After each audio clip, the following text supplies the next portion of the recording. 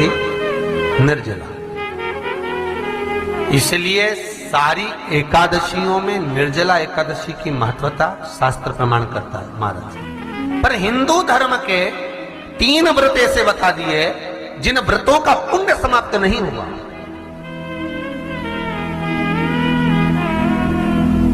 हिंदू धर्म के 3 व्रत ऐसे हो गए जिनका पुण्य समाप्त नहीं हुआ महाराज। क्यों? जिनका पुण्य प्रबलता में बढ़ता गया। पहले नंबर पर एकादशी, दूसरे नंबर पर प्रदोष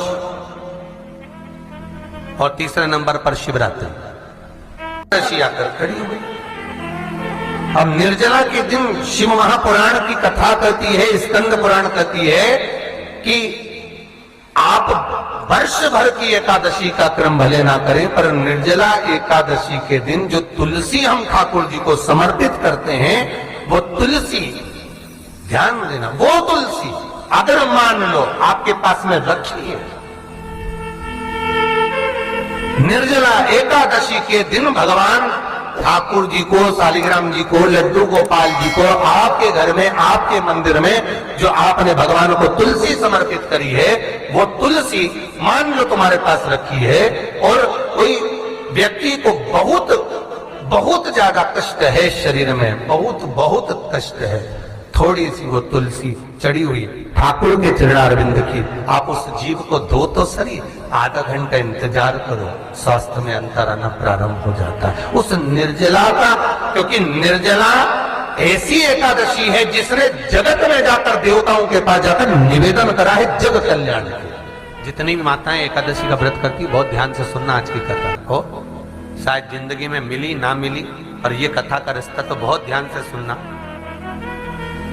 स्कंद पुराण यहां तक कहती है कि इस कथा के चरित्र को जो श्रवण कर लेता है उसको 26 एकादशी करना भी नहीं पड़ती। इस एकादशी की केवल ये कथा सुनकर ही वो तर जाता है। बहुत ध्यान से सुनना इसको, कथा को। एकादशी के दिन जब आप जल शंकर को चढ़ाने तो रोज ही जाते हैं। जब एकादशी का दिन रहे और शंकर जी के मंदिर में आप जल समर्पित करें तो 3 बार मुख से स्वधा स्वधा स्वधा या स्वधा स्तोत्र का पाठ, जिसमें 12 श्लोक, 2-4 हैं। पैसा तो आ रहा है पर घर में टिक नहीं रहा। डॉक्टर में, पुलिस में, एक्सीडेंट आदि में, कहीं गलत जगह पर, व्यसन में अगर पैसा जा रहा है, जुए में, मांसाहार, मदिरा पान, या कहीं आया पैसा आने में कमी नहीं, आ रहा है पर टिक नहीं रहा, रुक नहीं रहा। कोई मांगने आ गया, दे दिया, फिर वहां से अपने पास नहीं आ रहा, अपन कह रहे हैं भैया हमारा पैसा लौटा दो, नहीं आ रहा। तो महाराज शिव महापुराण की कथा कहती है एकादशी के दिन गंगा के जल में मात्र 7 बेलपत्री डालकर जो नंदीश्वर भगवान, अर्थात जो शंकर जी के शिवलिंग के सामने नंदी होता है, उस नंदी के चरण पर गंगा का जल चढ़ाकर बेलपत्री शिव पर समर्पित कर देता है, उसके घर में रुपया रुकना चालू हो जाता है। फिर वो गलत जगह पर नहीं जाता, गलत स्थान पर वो धन जाएगा ही नहीं। तूने संहार किया, मांग तुझे क्या चाहिए। एकादशी ने भगवान विष्णु से कहा, नाथ प्रभु वर दे दो, मृत्यु लोक में जो मनुष्य मेरा व्रत करेगा, चाहे जलचर, थलचर, वायुचर या सांसारिक मनुष्य, मेरा अगर एकादशी का व्रत करेगा, प्रभु उसके यहाँ धन धान्य वैभव सुख संपदा बढ़ेगी और उस जीवात्मा को नरक नहीं भोगना पड़ेगा, सीधे बैकुंठ का उसको वास मिलेगा। जब जीव आत्मा को लेकर चला जाएगा, यम के दूत जब बंदी बनाकर ले जा रहे होंगे उस जीवात्मा को, जिसके प्राण छूटे होंगे, यम के दूत जब बंदी बनाकर ले जा रहे होंगे, तब मुझे वर दो कि मैं इसका हाथ पकड़कर बेतन्नी से पार उतार कर सारे नरकों से निकालती हुई आपके धाम में लेकर आऊं। भगवान ने वर दे दिया, तथास्तु। हे एकादशी सुनो, मृत्यु लोक का मनुष्य अन्न का त्याग कर कर, क्योंकि अन्न में एकादशी के दिन पाप पुरुष रहता है, अन्न का त्याग कर कर एकादशी के दिन जो मनुष्य तुम्हारा व्रत धारण करेगा, उस व्रत को करेगा और उस व्रत को धारण करेगा, उसकी मनोकामना पूर्ण होकर वो मेरे ही धाम को जाएगा।